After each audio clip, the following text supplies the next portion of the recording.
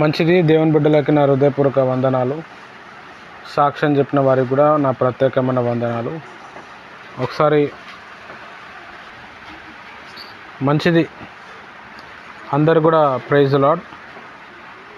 మనము ప్రార్థన జయములు అనే కాన్సెప్ట్లో మనం ఉన్నాము.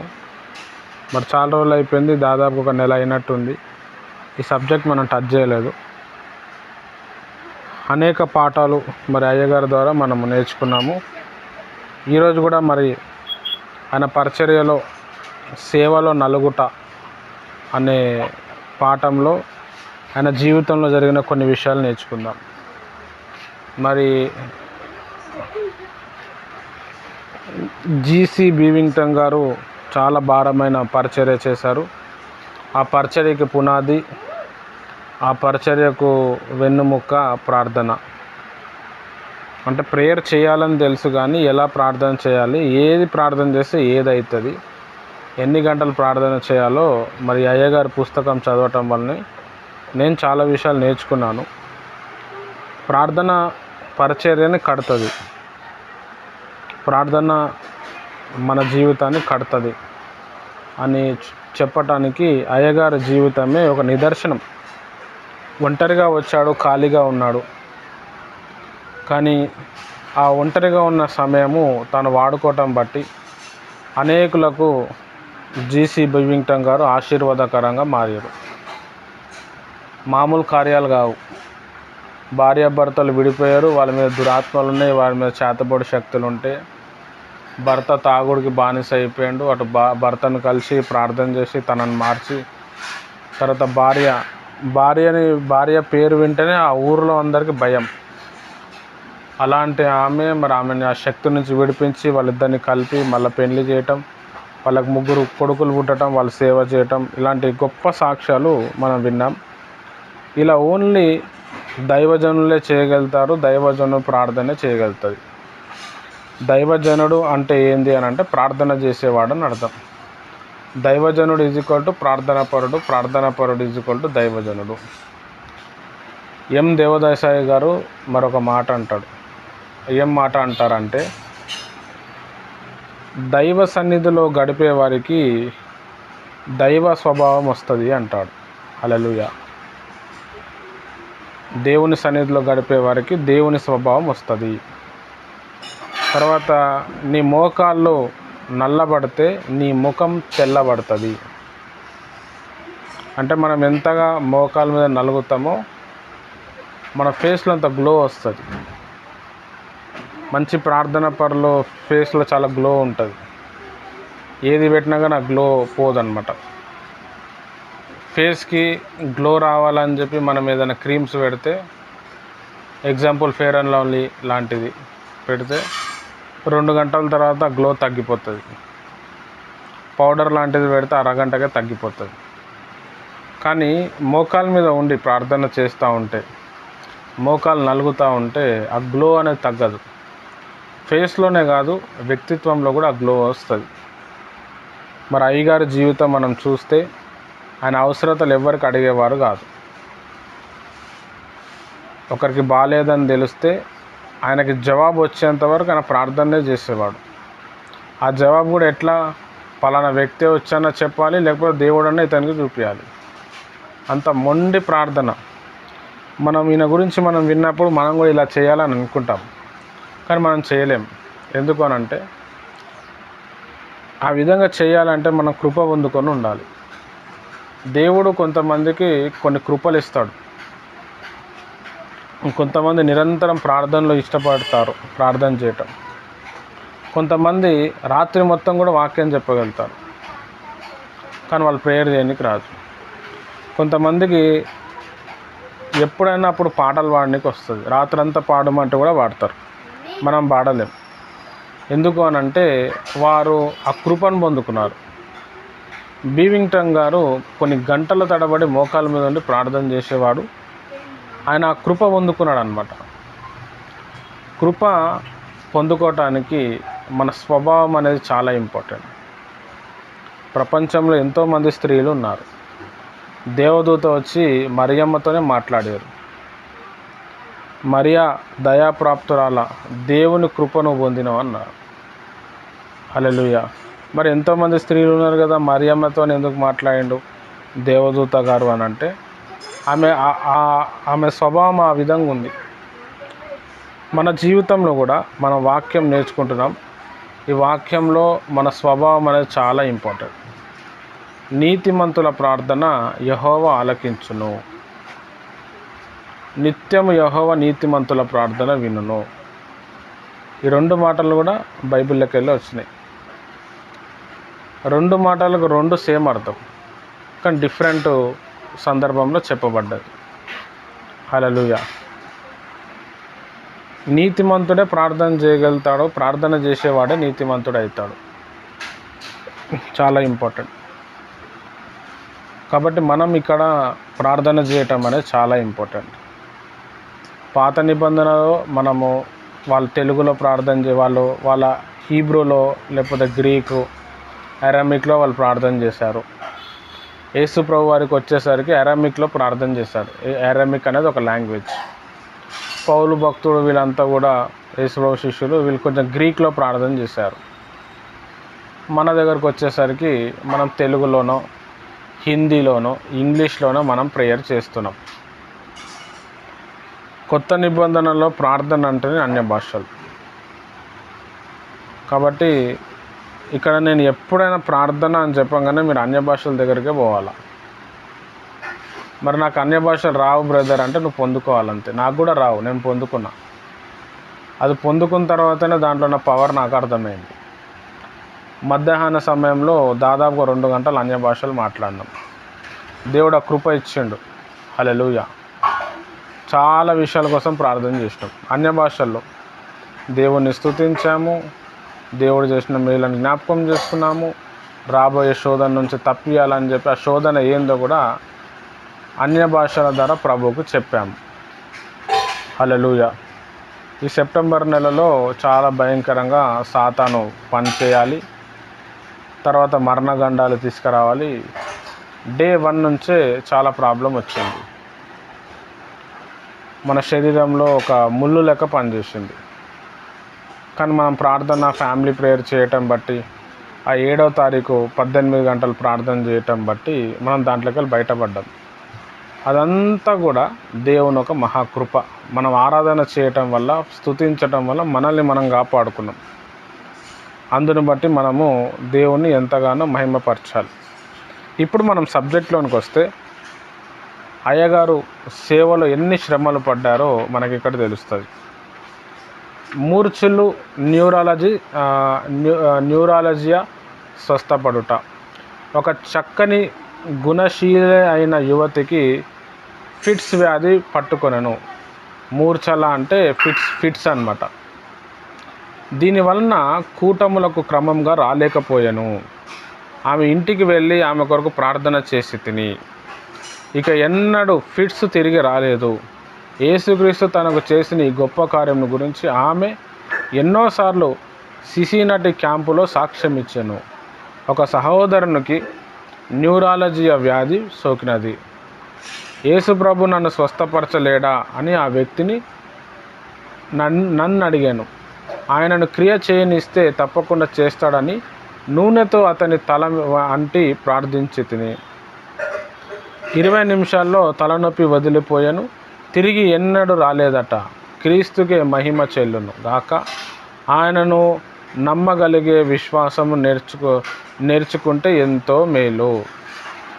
మరి అయ్యగారు వాళ్ళ చర్చ్ మెంబరు ఒక ఆమె మంచి క్యారెక్టర్ ఉంది, కానీ ఆమెకు ఫిట్స్ రోగం ఉంది. ఫిట్స్ రోగం రావటానికి చాలా కారణాలు ఉన్నాయి. అందులో ఫస్ట్ కారణం ఏంటంటే దురాత్మల ప్రభావం.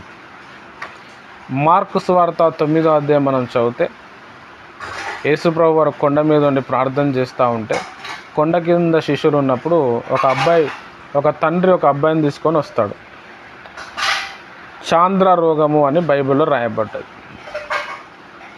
అదే ఫిట్స్ రోగం అన్నమాట. యేసుప్రభు ఎప్పటి నుంచి ఉంది అని అంటే చిన్నప్పటి నుంచి ఉంది అంటాడు. ఆ పేషెంట్ ముఖం చూడంగానే యేసుప్రభుకి అర్థమైతే ఆయన లోపల దయ్యం ఉందని. ఫిట్స్ దయ్యమా బయటికి రా అంటాడు. యేసుప్రభు చెప్పంగానే ఫిట్స్ దయ్యం వస్తుంది, వెళ్ళిపోతుంది. హల్లెలూయా. వెంటనే ఫిట్స్ మంచిగా అయిపోతాడు. ఈ ఫిట్స్ దయ్యం ఎప్పుడు పట్టుకుంది అని అంటే చిన్నప్పుడే పట్టింది. ఫిట్స్ అనేది చాలా భయంకరమైన వ్యాధి. మందు తాగటం బట్టి కూడా ఫిట్స్ వ్యాధి వస్తుంది. ప్రెగ్నెన్సీ వచ్చిన తర్వాత తల్లులు యాసిడ్ బాటిల్ వేసి బాత్రూమ్లు కడగటం, కెమికల్స్కి ఎక్కువ ఎక్స్పోజ్ అవ్వటం, సిగరెట్ తాగటం, ఆ తర్వాత ఎక్కువగా టెన్షన్ పెట్టుకోవటం, బీపీ పెరగటం, ప్రెగ్నెన్సీలో పచ్చళ్ళు తినటం, రాత్రుల్లో సరిగా నిద్రపోకపోవటం, ఇదంతా లోపల ఉన్న బేబీకి ఎఫెక్ట్ అవుతుంది. మన తలలో చాలా లక్షల నరాలు ఉంటాయి. ఒక ట్రాఫిక్ జాము బండి ఎట్లా వెళ్తుందో ప్రపంచంలో భూమి మీద అట్లా బ్లడ్ అనేది సర్క్యులేట్ అవుతుంటుంది. ఈ బ్రెయిన్లో పుండ్లు అవ్వటం, లేకపోతే రక్తం గడ్డగట్టడం, చీప్ క్వాలిటీ లిక్కర్ తాగుతారు కొంతమంది, అంటే చీప్గా దొరికే మందు తాగుతారు. దానివల్ల ఈ ఫిట్స్ వచ్చే ఛాన్సెస్ ఉంటుంది. దాని తర్వాత ఎక్కువగా టెన్షన్ పెట్టుకొని బీపీ పెరిగిపోతే కూడా ఫిట్స్ వస్తుంది. మరి ఈ అమ్మగారికి ఫిట్స్ ఎలా వచ్చిందో ఎవరికి తెలియదు, కానీ ఫిట్స్ ఉండే. చాలా ట్యాబ్లెట్స్ వాడింది ఆమె ఎందుకు వస్తలేదు అంటే ఫిట్స్ వచ్చింది ఈమెకి అని అంటే అయ్యగారు పోయి ఏం చేసిండే, వాళ్ళ ఇంటికి పోయి ప్రార్థన చేసిండు. అప్పటి నుంచి ఆమెకి ఫిట్స్ రావడం తగ్గిపోయింది. ఫిట్స్ అనేది చాలా భయంకరం. ఒకసారి ఫిట్స్ అనేది వస్తే బ్రెయిన్లో చాలా నరాలు తెగిపోతాయి, జ్ఞాపక శక్తి పోతుంది. ఒక 1 అవర్ 2 అవర్స్ వరకు అసలు ఏం అర్థం కాదు, పిచ్చిగా ఉంటారు. ఫిట్స్లో చాలా రకాలు ఉంటాయి, బాగా అర్థం చేసుకోవాలి. తండ్రి బాగా మందు తాగుతున్నాడు, తల్లి గర్భవతి అయింది. ఆ తండ్రి మందు తాగటం వల్ల, సిగరెట్ తాగటం వల్ల కూడా ఏదైనా బ్యాడ్ స్మెల్ ఎక్స్పోజ్ అయితే కూడా లోపల ఉన్న బేబీకి ఎఫెక్ట్ అయ్యి ఫిట్స్ వస్తుంది. ప్రెగ్నెన్సీ ఉన్నప్పుడు సున్నం కొడుతున్నారు ఇంట్లో. ఆ సున్నం కొట్టేటప్పుడు ఆమె ఒంట్లో ఉండి పని చేసింది. ఆ సున్నం స్మెల్, ఆ కెమికల్ స్మెల్ లోపల పోతే కూడా ఫిట్స్ వస్తుంది. ఇట్లా చాలా రకాలు ఉంటుంది. హల్లెలూయా. అయితే ఫిట్స్ రోగానికి కొన్ని హాస్పిటల్స్లో మందులు ఉన్నాయి, కొన్ని హాస్పిటల్లో మందు వేసినా కానీ పనిచేయదు. అయితే ప్రార్థన వల్ల అన్ని పని అయిపోతుంది. జస్ట్ ప్రార్థన చేయటం వల్ల ఆ ఫిట్స్ అనేది రోగం తగ్గిపోతుంది. అంటే మందు వల్ల కూడా కానిది ప్రార్థన ద్వారా దేవుడు జరిగిస్తాడు. హల్లెలూయా. వాళ్ళు మందు ఎందుకు ఇస్తారు అంటే బ్రెయిన్లో బ్లడ్ క్లాట్ అవ్వటం వల్ల ఆ తినే మందు ఏం చేస్తుంది అంటే బ్రెయిన్లో ఏదైతే ఎక్కడైతే అంటుకుందో దాన్ని పల్సగా చేసేస్తుంది అనమాట బ్లడ్ని. అప్పుడు బ్లడ్ సర్క్యులేషన్ మంచిగా అవుతుంది. తర్వాత సరిగ్గా వాటర్ తాగకపోతే కూడా ఫిట్స్ వస్తుంది. బ్లడ్ మందం అయిపోతుంది. మందం అంటే జిగురు ఎక్కువ అయిపోతుంది. దానివల్ల సరిగ్గా ఫ్లో అవ్వదు అనమాట. మామూలు నీళ్ళకి మట్టి నీళ్ళకి చాలా తేడా ఉంటుంది. మట్టి నీళ్ళు ఉండటం వల్ల సరిగ్గా బోర్లో ఊకే మట్టి నీళ్ళు వచ్చి బోర్ ఎట్లయితే పాడైపోతుందో, మన బ్రెయిన్లో సరిగ్గా బ్లడ్లో మంచిగా వాటర్ లేకపోతే బ్లడ్ హార్ట్లో ఆగిపోతుంది. అప్పుడు హార్ట్ అటాక్ వస్తుంది. మెడల మీద, తలలో ఆగిపోయినప్పుడు బ్రెయిన్ స్ట్రోక్ వస్తుంది. అటు ఫిట్స్ అన్న రావచ్చు, ఇటు కాలు చేతులన్నా పడిపోవచ్చు. ఇదంతా కూడా బ్రెయిన్ నాడీ వ్యవస్థ అన్నమాట. అయితే అయ్యగారు వచ్చి ప్రార్థన చేయటం వల్ల ఆమెకున్న రోగం అంతా కూడా తగ్గిపోయింది. తర్వాత న్యూరాలజియా అని చెప్పి ఒక రోగం, అది కూడా నరాలకు సంబంధించింది. మన బాడీలో నరాలు అనేటిది చాలా ఇంపార్టెంట్ అన్నమాట. నరాలు కనబడవు కానీ కనీసం ఒక 4-5 లక్షల నరాలు ఉంటాయి మన బాడీలో. 4-5 లక్షలు. ప్రతిదానికి నరం ఉంటుంది. ఒక నరం ఉంటుంది అరికాల నుంచి బ్రెయిన్ వరకు ఉంటుంది. అక్కడ ఆ నరం కూడా మనం ప్రెస్ చేస్తే బ్రెయిన్ యాక్టివేట్ అయిపోతుంది. ఆ నరంకి ఏమైనా అయిందంటే బ్రెయిన్ డెడ్ అయిపోతుంది. అన్ని నరాల వ్యవస్థ అనమాట. దేవుడు అట్లా అద్భుతంగా బాడీని చేశాడు. అందులో ప్రాబ్లం వస్తే డాక్టర్ కూడా ఏం చేయలేడు. ఆపరేషన్ చేద్దామంటే ఆ నరం కనబడదు. అయితే దేవుని ప్రియమైన వారలారా, ప్రార్థన వలన దేవుడు స్వస్థపరుస్తాడు. ప్రార్థన ద్వారా ఎవరైనా మంచిగా అవుతారు. ఈ అయ్యగారు బాగా భారం కలిగి ప్రార్థన చేయటం బట్టి తనకు దేవుడు స్వస్థపరచు వరం ఇచ్చిండు. ఆ స్వస్థపరచు వరంతో ఈయన రోగులను బాగు చేసిండు. ఈయనకి స్వస్థపరచు వరమే కాకుండా విడుదల చేసే వరం కూడా ఉంది.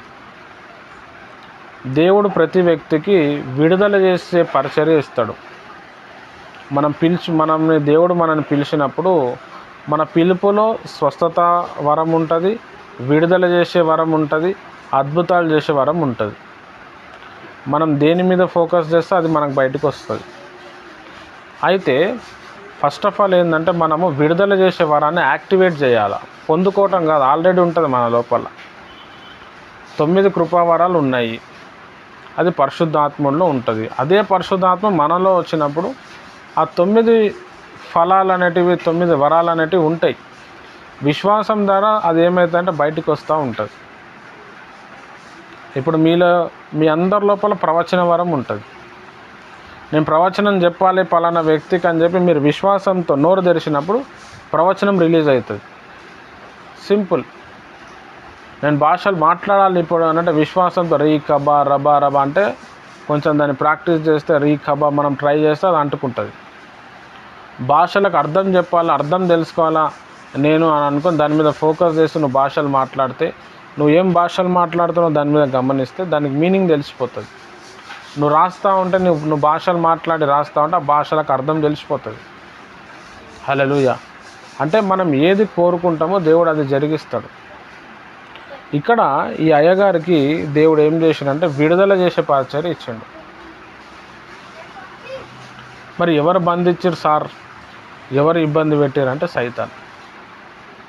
యేసుప్రభు జీవితం మనం మొత్తం స్టడీ చేస్తే ఆయనకి బైబిల్ అంటే పిచ్చి, బైబిల్ బాగా చదివిండు, తల్లిదండ్రుల మాటకు లోబడ్డాడు, దాని తర్వాత దేవుని కూడా లోబడ్డాడు, బైబిల్ బాగా తెలుసు. అప్పట్లోనే పెద్ద పెద్ద వేద పండితులతో తర్కవాదన చేసేటాడు ఎట్ ద ఏజ్ ఆఫ్ 12 సంవత్సరాలు. కానీ ఒక్క అద్భుతం, ఒక స్వస్థత కూడా చేయలే. ఎందుకు చేయలే అంటే యేసుప్రభు వారి మీద పరిశుద్ధాత్మ అభిషేకం రాలేదు. ఎప్పుడైతే యేసుప్రభు వారి మీద పరిశుద్ధాత్మ అభిషేకం వచ్చిందో, బాప్టిజం తీసుకున్న తర్వాత ఆయన అనేక మందిని స్వస్థపరిచిండు, అనేక మందిని విడుదల చేసిండు.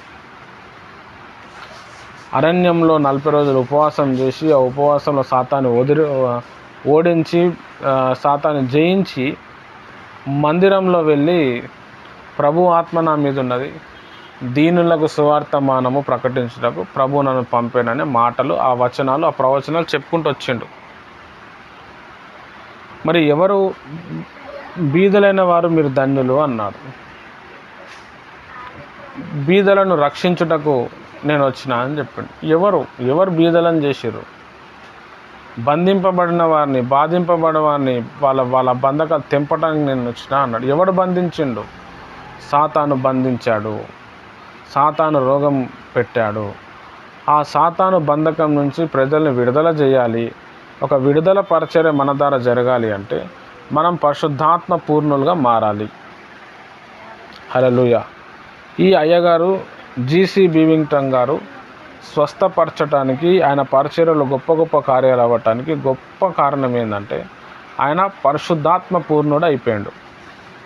పరిశుద్ధాత్మ పూర్ణుడు ఎప్పుడైతామో అంటే తరచుగా దేవునితో మాట్లాడినప్పుడు, వాక్యం చదవటం ప్రార్థన చేయటం అయినప్పుడు ఆటోమేటిక్ పరిశుద్ధాత్మ పూర్ణుడుగా మనం మారుతాం. అప్పుడు మనం ఎవరికి వెళ్ళినా, ఎక్కడికి వెళ్ళినా విడుదల వస్తుంది. హల్లెలూయా. ప్రభా నాకు దయ్యాలలో ఒకటి వరం ఈ ప్రభా, నాకు సాతాన్ మీద అధికారం ఈ ప్రభా, అభిషేకం ఇవ్వటం ప్రభా, ఇవన్నీ వేస్ట్. ఆల్రెడీ వరం ఇచ్చేసిండు. అది పని చేయటానికి మనం ఏం చేయాలో విశ్వాసం పెట్టి మనం ప్రభుని స్తుతించినప్పుడు, ప్రార్థనలో ఉన్నప్పుడు అది యాక్టివేట్ అయిపోతుంది. సాతాన్ ఏం చెప్తా అంటే నీకు వరం వచ్చిన తర్వాత సేవలో రా అంటుంది. నీవు దేవుని ఒక జ్ఞానం పొందుకొని అప్పుడు సేవలో అప్పుడు రాకు అంటుంది. అది అబద్ధం. అది హల్లెలూయా. దేవుడు మనల్ని పిలిచినప్పుడు దేవుడు మనకి ఏ పిలుపు ఇచ్చాడో ఆ పిలుపుకు సంబంధించిన వరాలు ఫలాలతో అన్నిట్లో మనకి నింపేసిండు. మనం అడిగినప్పుడు దేవుడు కార్యాలు చేస్తాడు. మనం అడగలేదు స్వస్థత వరం, మరి ఎట్లా పనిచేస్తుంది? మనం అడగలేదు ప్రవచన వరం, మరి ఎట్లా పనిచేస్తుంది? మనం అడగలేదు బుద్ధివాక్యం అనే వరం, ఇస్తున్నాడు దేవుడు. ఎట్లా? ఆల్రెడీ ఉన్న దేవుని ఒక ఆత్మ మనం దేని మీద ఫోకస్ చేస్తాం అది వస్తూ ఉంటుంది. ఈ సత్యము చాలామందికి తెలియదు. ఇది అర్థం చేసుకోవాలా.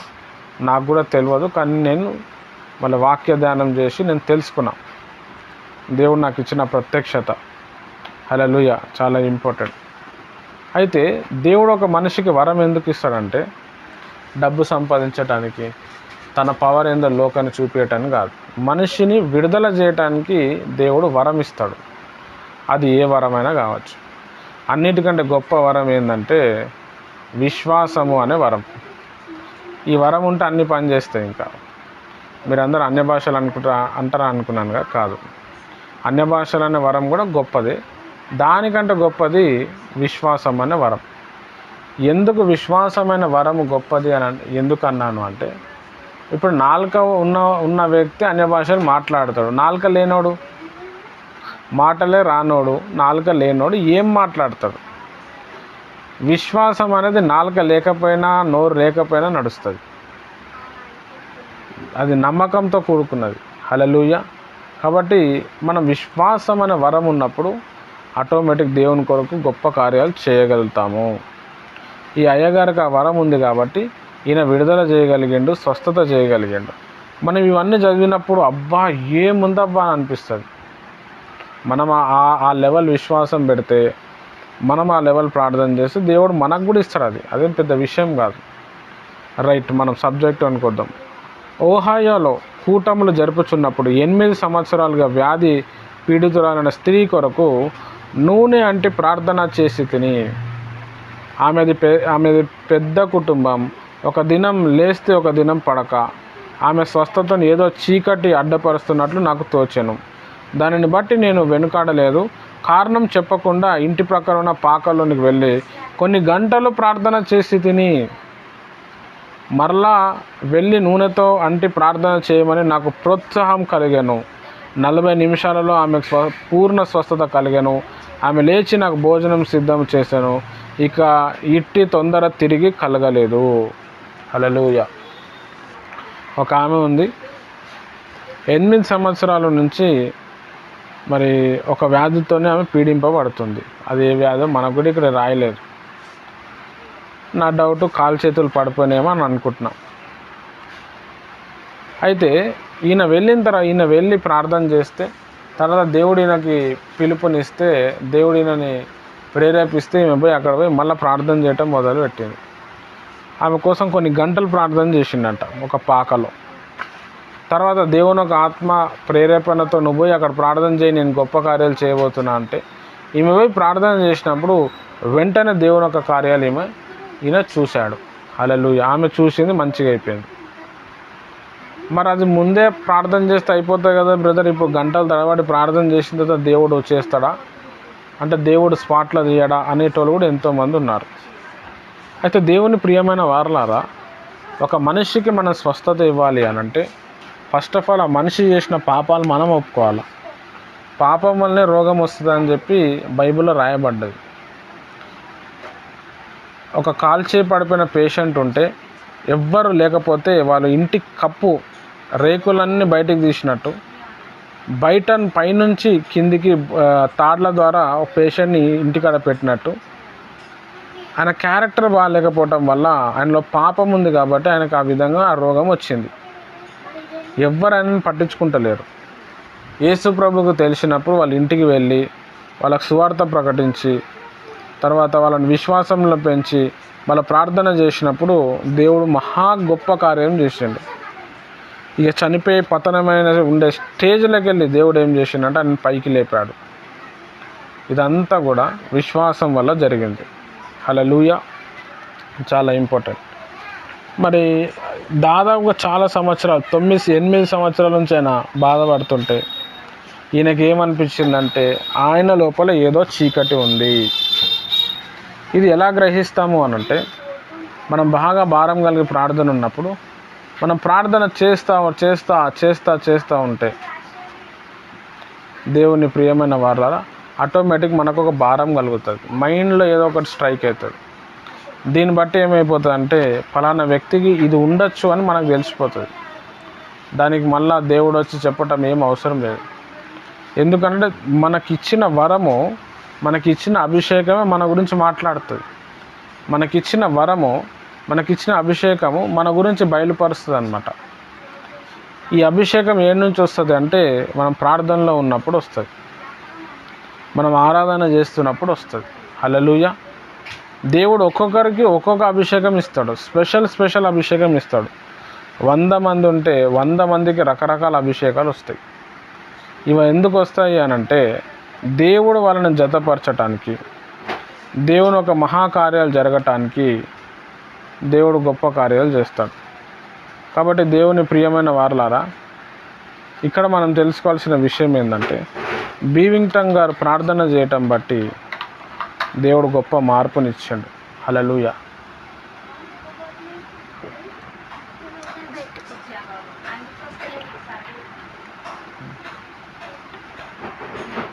ఇగో రాని చాలామందికి సువార్త చెప్పటంలో కరపత్రాలు పంచటం అంటే చాలా ఇష్టపడతారు. కరపత్రాలు పంచేస్తే సువార్త జరిగిపోతుంది, వాళ్ళు బాప్టిజం తీసుకుంటారు మనం అనుకుంటాం. కానీ అదేం పెద్దగా వర్కౌట్ కాదు. అట్లా అని చెప్పి కరపత్రాలు పంచొద్దు, అది నేను ఎగెన్స్ట్ అని నేను చెప్తలేను. ఎందుకు పనిచేయదంటే కరపత్రాలు చదవకుండా, బైబుల్ ఇస్తే బైబుల్ చదవకుండా దురాత్మ సాతాను శక్తులు వారికి గుడ్డితనం తెచ్చాయి. హల్లెలూయా. మనం పోయి కరపత్రాలు ఇచ్చామనుకోండి, బ్రదర్ చదవండి పరలోకానికి వెళ్తారు, యేసు ప్రభువు నిజమైన దేవుడు అని అంటే, నేను గుడ్డోని కదా నేను ఏం చదువుతా అంటారు.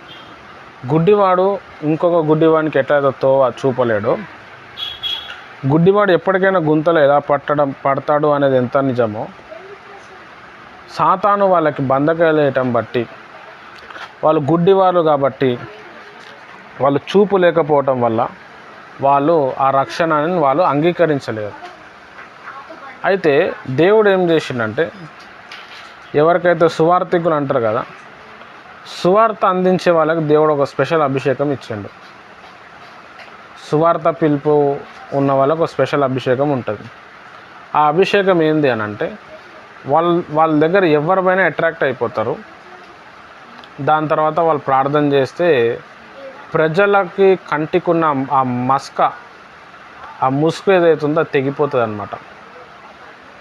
అందుకే సువార్థికులు లేవాలని ప్రార్థన చేయాలి. ఈ కారణం చేతనే సాతాను ఏం చేస్తుందంటే సువార్థికుల మీద బాగా దాడి చేస్తుంది, సువార్థికులకి సేవ చేయకుండా చేస్తుంది, సువార్థికుల్ని వాక్యం వినకుండా చేస్తుంది, సువార్థికుల్ని సేవ చేపించకుండా అన్ని విషయాల్లో బంధించేస్తుంది. వాళ్ళు ఎక్కడైనా పోదామంటే బంధకాలు వస్తాయి, వాళ్ళు ఎక్కడైనా సేవ చేద్దామంటే బంధకాలు వస్తాయి.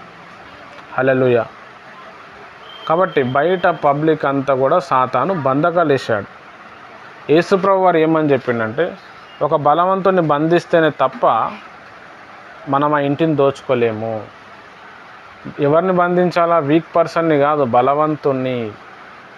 మనం సువార్త చెప్తున్నాము అని అంటే ఆ వ్యక్తికి సువార్త చెప్తలేము, ఆ వ్యక్తిలో ఉన్న దుష్ట శక్తికి సువార్త చెప్తున్నాం. దయ్యం శక్తి ఉంటుంది, కొన్ని సంవత్సరాల నుంచి ఉంటుంది ఆ వ్యక్తి మీద, మరి అది ఊకుంటుందా? నేనేందో చూపిస్తా అని చెప్పి చూపిస్తుంది. అందుకే మనం సువార్త ప్రకటించినప్పుడు తలనొప్పి రావటం, మోషన్స్ రావటం, మనకున్న పాత సమస్య మళ్ళా ముందుకు తెర మీదకి రావటం, మనం మర్చిపోయిన విషయాలు మనకు గుర్తుకు రావటం, మనం ఏదైతే భయపడతామో, జనరల్గా కుక్కలు అంటే భయం అనుకోండి, ఆ కుక్కలు కళలో వస్తాయి. ఎగ్జామ్స్ అంటే భయం అనుకోండి, నువ్వు కళలో ఎగ్జామ్ రాసినట్టు ఎగ్జామ్ టెన్షన్ పడితే ఎలా ఉంటుందో ఎగ్జామ్ అది వస్తుంది. నువ్వు పాములు అంటే భయం అనుకోండి, ఆ పాములు కళల్లో తీసుకొచ్చి సాతాను బంధిస్తాడు, బాధ పెడతాడు. హల్లెలూయా. ఎందుకంటే నువ్వు మరి సాతాన్ మీద పోతున్నావు కదా. అయితే మనము వాటిని జయించటానికి మనము భారం కలిగి ప్రార్థన చేయాలి. ఆ బలవంతుని కంటే బలవంతుని ఉంటేనే మనం రక్షించగలుగుతాం. ఒక దైవజనుడు తిరిగి తిరిగి తిరిగి సేవ చేసి కొంతమంది ఆత్మలను సంపాదించి ఒక మందిరం కట్టుకున్నాడు అంటే నిజంగా ఆయన గ్రేట్ అని చెప్పచ్చు. లైఫ్లో సక్సెస్ అయ్యిందని చెప్పచ్చు. హల్లెలూయా. ఎందుకంటే ఒక మందిరం కట్టడం అంటే మామూలు విషయం కాదు. ఒక సేవ చేసి ఒక 10 మందిని పోగు చేయడం కూడా చాలా కష్టం. హల్లెలూయా. చాలామంది పాపాన్ని ఖండిస్తారు, లేకపోతే ప్రాస్పెరిటీ ఆశీర్వాదాల గురించి చెప్తారు, కానీ సైతాన్ని పెద్దగా ఎక్స్పోజ్ చేయరు. సైతాన్ అనేటోడు ఉన్నాడు, వాడు మనుషుల్ని ఇబ్బంది పెడుతున్నాడు, పలానా వ్యక్తికి ఇబ్బంది పెడుతున్నాడు, ఈయనకే తెలియదు, ఆయనకే తెలియదు. అందుకే విశ్వాసులు ఫస్ట్ ప్రభువుని అంగీకరించి మళ్ళీ లోకంలో కలిసిపోవడానికి కారణం ఏంటంటే ఈ సాతాను శక్తులే. బ్రదర్, ఆయనతో నేను చాలా బాగుంటుండే, సంఘానికి ఎంతో సపోర్ట్ చేస్తుండే, సడన్గా ఆయన చేంజ్ అయిపోయింది బ్రదర్. సడన్గా ఆయన చేంజ్ అవ్వలేదు, చేంజ్ చేయబడ్డాడు సాతాను చేత. కాబట్టి దేవుని ప్రియమైన వారలారా, బీవింగ్టన్ గారి పరిచర్య చాలా గొప్పది, చాలా తీవ్రమైనది. అంతకంటే ఆయన ప్రార్థనా జీవితం ఇంకా తీవ్రమైనది. మన ప్రార్థనా జీవితం ఎంత తీవ్రంగా ఉంటుందో పరిచర్య కూడా ఆ లెవెల్ ఇస్తాడు.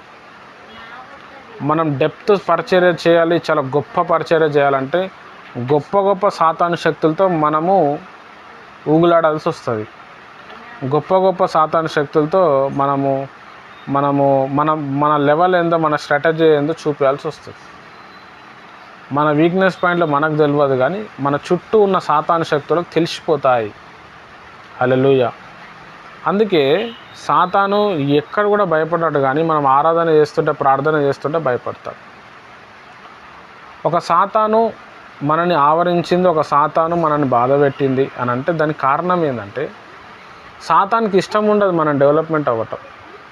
వానికి తెలిసిపోతుంది, వీడు పెద్దగా అయితే, వీడు ఇంకా డెవలప్మెంట్ అయితే నన్నే నాశనం చేస్తాడు అని ఇమీడియట్గా మనని తొక్కేస్తూ ఉంటాడు.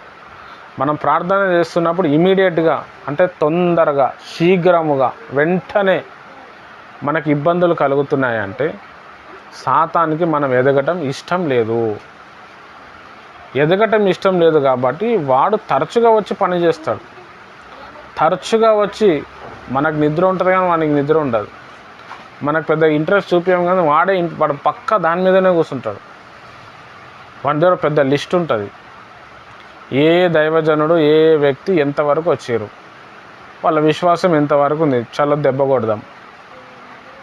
వానికి ఏం అవసరం ఉంది, డబ్బు అవసరం ఉంది, లక్ష డబ్బు పంపించి వెనకాల నుంచి వచ్చి చెప్తే ఇంత డబ్బు ఉంది కదా, ప్రేయర్ చేయటం అవసరమా? దేవుడు దీవించి లైట్ తీసుకో. వాడు లైట్ తీసుకోగానే సాతాను వచ్చి వాడిని ఇబ్బంది పెడుతుంది. హల్లెలూయా. అట్లా సాతాను స్ట్రాటజీ చాలా ఎక్కువ ఉంటుంది. వీటినన్నిటిని మనం జయించడానికి బీవింగ్టన్ గారు ప్రార్థన చేసినట్టు మనం కూడా ప్రార్థనలో వెళ్ళగలగాలి. బీవింగ్టన్ గారి జీవితం మనకు చాలా ఆశీర్వాదకరం. సేవలో చాలా విషయాలు నేనైతే నేర్చుకున్నా.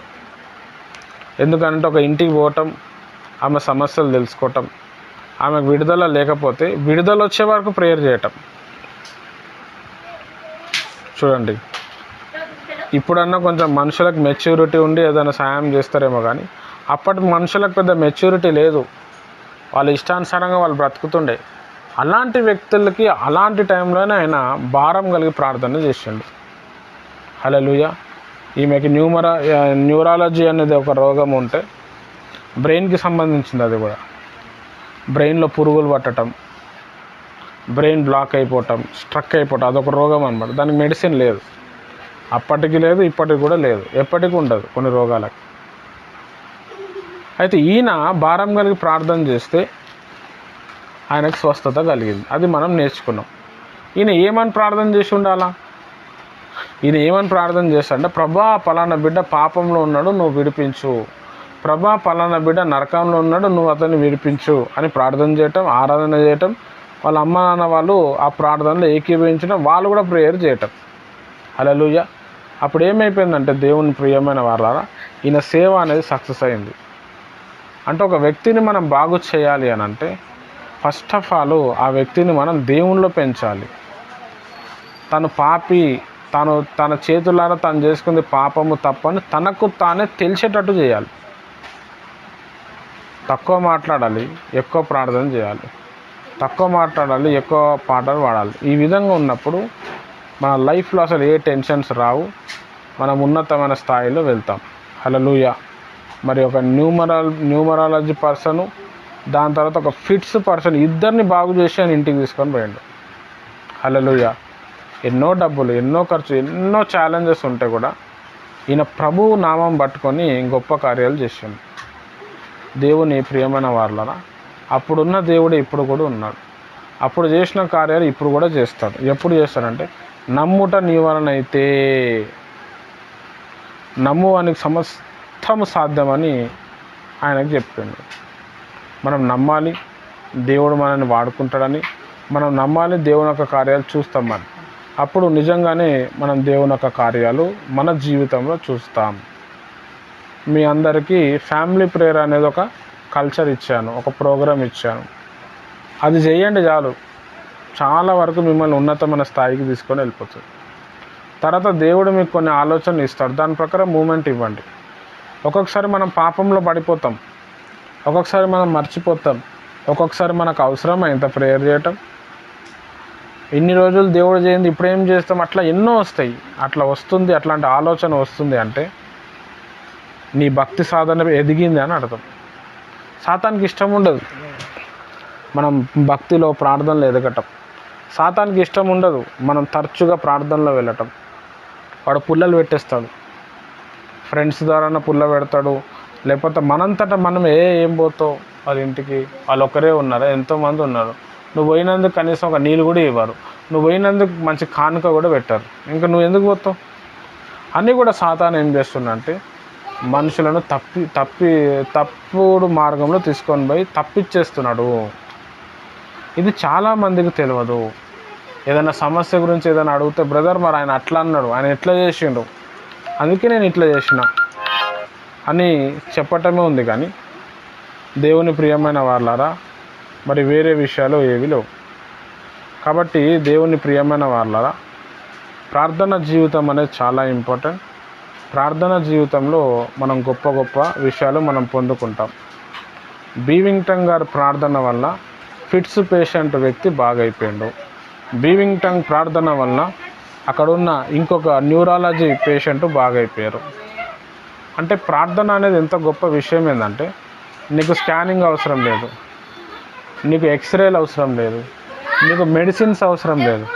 నీ ప్రార్థన మొత్తం రోగాన్ని తీసేస్తుంది. ఒక రోగం రావటం వల్ల మనిషి 50 సంవత్సరాలు బ్రతకాల్సిన 5 సంవత్సరాల్లోనే చచ్చిపోతున్నాడు. మనం ప్రార్థనాత్మ పొందుకోవటం వల్ల, మనం ఆ వరం పొందుకోవటం వల్ల ఆ 5 సంవత్సరాల్లో చనిపోయే వ్యక్తి ఆ వ్యాధిని తీసి ఇంకా 45 సంవత్సరాలు బాగా బ్రతికేటట్టు మనం చేస్తున్నాం. ఇది ఏ డాక్టర్ చేయగలుగుతున్నాడు? ఏ డాక్టర్ అయినా కానీ మందులు ఇవ్వకుండా బాగు చేయలేడు, పథ్యం చెప్పి మంచిగా చేయలేడు. ఒక రోగాన్ని తీసినా కానీ ఇంకొక రోగము వస్తూనే ఉంటుంది. ట్యాబ్లెట్స్ ఏం చేస్తాయంటే రోగాన్ని దాచేస్తూ ఉంటాయి, రోగాన్ని ఆపేస్తాయి, ఇంకొక రోగం వస్తుంది. హల్లెలూయా. చాలా ఇంపార్టెంట్. ఇప్పుడు ఒక షుగర్ వ్యాధి ఉంది, షుగర్ వ్యాధికి ట్యాబ్లెట్స్ వేస్తున్నాం, షుగర్ చూసుకుంటే కంట్రోల్ ఉంటుంది. వేరే ప్రాబ్లం వస్తుంది, కంటికి ఎఫెక్ట్ అవుతుంది, కిడ్నీస్కి ఎఫెక్ట్ అవుతుంది. షుగర్ చూస్తే నార్మల్గా ఉంది బ్రదర్, కానీ కిడ్నీలు పాడైపోతుంది. ఎందుకు? అంతే. ఒక రోగాన్ని ఇంకొక రోగము అధిగమిస్తుంది. కానీ ప్రార్థన అట్లా కాదు. ఆ రోగంలో సైడ్ ఎఫెక్ట్స్ రాదు, ఉన్న రోగం ఎక్కడి నుంచి అయితే ఉందో అది రోగం తీసేస్తుంది. ఏ వ్యాధి అయినా దేవుడు బాగు చేస్తాడు. లేకపోతే బైబిల్లో లిస్ట్ రాసేటోళ్ళు ఇలాంటి వ్యాధులకు బాగు కాదని రాసేటోళ్ళు. నిన్ను స్వస్థపరచు యెహోవాను నేనే అని దేవుడు మాట్లాడాడు. ఏ డాక్టర్ కూడా నిన్ను బాగు చేస్తా అని చెప్పాడు. ఏ ట్యాబ్లెట్ కూడా సైడ్ ఎఫెక్ట్స్ లేకుండా ఉండదు. హల్లెలూయా. నేను ట్యాబ్లెట్లు మొత్తం మానేసేయండి, ట్యాబ్లెట్ వైపు వెళ్ళకండి, డాక్టర్లు అంతా దొంగలు, ఇవన్నీ నేను అంటలేను. ప్రార్థన మీద డిపెండ్ అవ్వండి. మీ ప్రార్థన మీకున్న రోగము, మీకున్న సమస్యను తీసేస్తుంది. బీవింగ్టన్ గారు మళ్ళీ ఒక ఫిట్స్ పేషెంట్ని బాగు చేసింది. ఒక ఫిట్స్ పేషెంట్ని బాగు చేయడానికి డాక్టర్ చదవాల్సి వస్తుంది. డాక్టర్ చదవటానికి చాలా డబ్బులు ఖర్చు పెట్టాల్సి వస్తుంది. మరి ఈయన ఏం డాక్టర్ చదివిండు? జస్ట్ హీల్ అన్నాడు, టచ్ అన్నాడు, ప్రేయర్ చేసాడు, వేసిన వాళ్ళ ఫోన్ కాక అన్నాడు. ఆ రోగం తగ్గిపోయింది. ఒక సూది ఇవ్వలేదు, ఒక ట్యాబ్లెట్ ఇవ్వలేదు, ఒక పథ్యం చెప్పలేదు, ప్రార్థన చేసిండు, ఆమె కోసం నొప్పులు భరించిండు, ఆ మంచిగా అయిపోయినాడు. ఇది మన లోపల రావాలా. లోకంలో చాలామంది రోగాల బంధకాలతో ఉన్నారు. వాళ్ళనందరినీ బాగు చేయటానికి దేవుడు నిన్ను పిలిచాడు. దేవునికి నువ్వు అవసరము. దేవుడు నిన్ను కోరుకున్నాడు. ఈరోజు ఈ బీవింగ్టన్ గారి చరిత్ర మనం చదువుతున్నాము అంటే మనం చాలా ఆశీర్వదింపబడిన వ్యక్తులమని అర్థం. దేవుని ఆశీర్వాదం చాలా ఉంది మన మీద. దేవుని కృప చాలా ఉంది మన మీద. దేవుడు ఏమనుకుంటుండంటే నీ ద్వారానే అనేకులకు రోగులకు స్వస్థపరచాలి అని అనుకుంటున్నాడు. ఈయన ఒకరికి తలనొప్పి ఉంటే తలకు నూనె రాసి ప్రార్థన చేయటం వల్ల తలనొప్పి తగ్గిపోయింది. అంటే ఆ నూనెలో పవర్ ఉందా? లేదు. వాటర్ ప్రేయర్ చేసి ఇచ్చిండు, ఆ వాటర్లో పవర్ ఉందా? లేదు. చేసే ప్రేయర్లో పవర్ ఉంది. ప్రేయర్లో పవర్ ఉన్నప్పుడు నువ్వు ఏది చేసినా పవర్ రిలీజ్ అవుతుంది అన్నమాట. హల్లెలూయా. చాలా ఇంపార్టెంట్. జస్ట్ నూనె ప్రార్థన చేసి ఇవ్వటం వల్ల క్యాన్సర్ రోగాలు తగ్గిపోయినాయి, HIV రోగాలు తగ్గిపోయినాయి. పిల్లలు పుట్టిన వాళ్ళకి ఆ నూనె రాస్తే పిల్లలు పుట్టిరు. డాక్టర్ల చేత మీకు పిల్లలు పుట్టారమ్మా, నీ వయసు ఎక్కువ అయిపోయింది, గర్భసంచి ఉడికిపోయింది అంటే కూడా నూనె రాసి ప్రార్థన చేసి ఆ నూనె అన్నంలో కూరలు వేసుకొని తినమని చెప్పి ప్రార్థనకు రామని చెప్తే వాళ్ళకి పిల్లలు పుట్టిన సందర్భాలు ఉన్నాయి. అరే డాక్టర్ చెప్పిండు కదా పిల్లలు పుట్టలేదు అంటే డాక్టర్ చెప్పిండు, వాళ్ళు చదువుకున్న చదువులు అది ఉంది, ఓకే ఒప్పుకుంటాం. కానీ దేవుడు బియాండ్ దట్, దానికంటే ఇంకా ఎక్కువ దేవుడు చేయగలుగుతాడు. అది ఎప్పుడు చేస్తాడు? ఒక వ్యక్తి ప్రార్థన చేసినప్పుడు చేస్తాడు. కాబట్టి దేవుని ప్రియమైన వారలారా, మన జీవితంలో ప్రార్థనా జీవితం అనేది చాలా గొప్పది. ఏ మనిషి అయితే ప్రార్థనని నమ్ముకుంటాడో, ఏ మనిషి అయితే ప్రార్థన మీదనే ఆధారపడతాడో ఆయన లోకంలో గొప్ప నంబర్ 1 పర్సన్. ఏ వ్యక్తి అయితే యేసయ్యను నమ్ముకుంటాడో, ఏ వ్యక్తి అయితే ఫస్ట్ ప్రేయర్ చేద్దామంటాడో, ప్రేయర్కి ప్రిఫరెన్స్ ఇస్తాడో ఆ వ్యక్తికి ఉన్నంత జ్ఞానం ప్రపంచంలో ఎవరికి లేదు. ఎందుకంటే కరెక్ట్ మెడిసిన్ పట్టుకున్నాడు, కరెక్ట్ సొల్యూషన్ దగ్గరికి వెళ్తున్నాడు. ఆయన మైండ్ కరెక్ట్గా ఉంది, common sense, presence of mind ఉంది కరెక్ట్గా. యెహోషువపాతు అనే రాజు తన సైన్యంలో రాజులు యుద్ధానికి వచ్చేసారు. వాళ్ళు యుద్ధం చేస్తే ఓడిపోయినట్టు చరిత్రలో లేదు. 99 యుద్ధాలు చేశారు. సెన్హెరీబు రాజు సైన్యం, మిద్యానీయులు. ఈయనకు కూడా యుద్ధం ప్రకటించేసరికి ఏం చేయాలో అర్థం కాలేదు. చాలా చిన్న రాజ్యం. ఈయన తన ప్రార్థన గదిలో వెళ్ళి బట్టలు చింపుకొని ప్రార్థన చేసిండు. బట్టలు చింపుకోవటం అంటే ఏంటంటే యూదుల సంస్కారం ప్రకారం నేను బహు దుఃఖంలో ఉన్నా అని అర్థం, నేను బాధల్లో ఉన్నా అని అర్థం. అయితే ఈయన ప్రార్థన చేయటం బట్టి దేవుని ప్రియమైన వారలారా, ఆకాశంలో ఇక్కడ ఒక దేవదూత కిందికి వచ్చి 185,000 మంది శత్రువులందరినీ చంపేసింది. ఇది కథ కాదు, ఇది చరిత్ర అన్నమాట. దేవుని ప్రియమైన వారలారా, యెహోషాపాతుకి తెలుసు ప్రాబ్లం వస్తే ఏం చేయాలో. చాలామందికి ప్రభువుని నమ్ముకుంటారు కానీ సమస్య వచ్చినప్పుడు ఏం చేయాలో అర్థమవుతారు. సమస్య వచ్చినప్పుడు మనం ప్రార్థన చేయాలి. సమస్య వచ్చినప్పుడు మనం కుటుంబంతో కలిసి ప్రార్థన చేయాలి. సమస్య వచ్చినప్పుడు మన దైవజనునితో కలిపి మనం ప్రార్థన పెట్టుకోవాలి. అక్కడే చాలా వరకు 80% రిజల్ట్ వస్తుంది. హల్లెలూయా. చాలా ఇంపార్టెంట్. కాబట్టి ప్రార్థనకి ఉండే ఫోకస్, ప్రార్థనకు ఉండే వాల్యూ చాలా ఉంది. బీవింగ్టన్ గారు కూడా చెప్పచ్చు కదా, ఫలానా హాస్పిటల్కి నువ్వు వెళ్ళని. చెప్పలేడు. వెళ్ళింది, పని కాలేదు, సరే అమ్మ నేను ప్రార్థన చేస్తాను, నేను ట్రై చేస్తా. ఇదే బీవింగ్టన్ గారు ఒక టేబుల్ మీద ఎక్కి పని చేస్తూ ఉంటే పడిపోతే పక్కటి ఎముకలు 4 ఎముకలు ఇరిగిపోయినాయి. హాస్పిటల్లో పోయి రాడ్లు వేయాలి ఆ ఎముకలకి. ఈయన వెళ్ళలేదు, మొత్తం కోమాలో వెళ్ళిపోయాడు. ఆయన వదలలే, ప్రేయర్ ప్రేయర్ ప్రేయరే అన్నాడు. మొత్తం కొన ప్రాణంలో ఉన్నాడు, దేవుడు స్వస్థపరిచాడు. తనకు తాను గుద్దుకుంటూ కూడా నొప్పి తగ్గిపోయింది. హల్లెలూయా. చాలా ఇంపార్టెంట్, నిజంగా జరుగుతుంది అది. మనకంత విశ్వాసం కానీ ఉంటే నిజంగా జరుగుతుంది.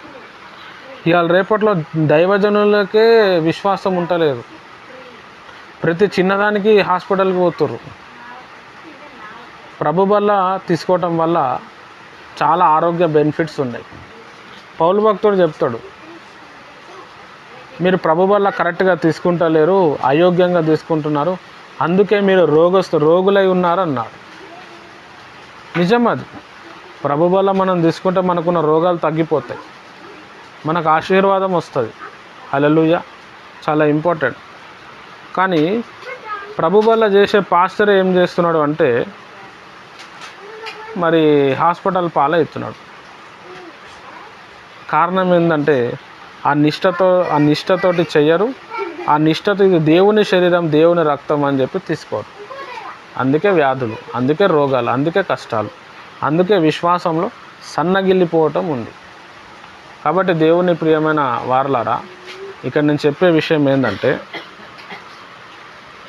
బీవింగ్టన్ గారు ప్రార్థనలో డెవలప్మెంట్ అయినట్టు మీరు అవ్వండి. దేవుడు మీ అందరికీ స్వస్థత వరం ఇచ్చాడు.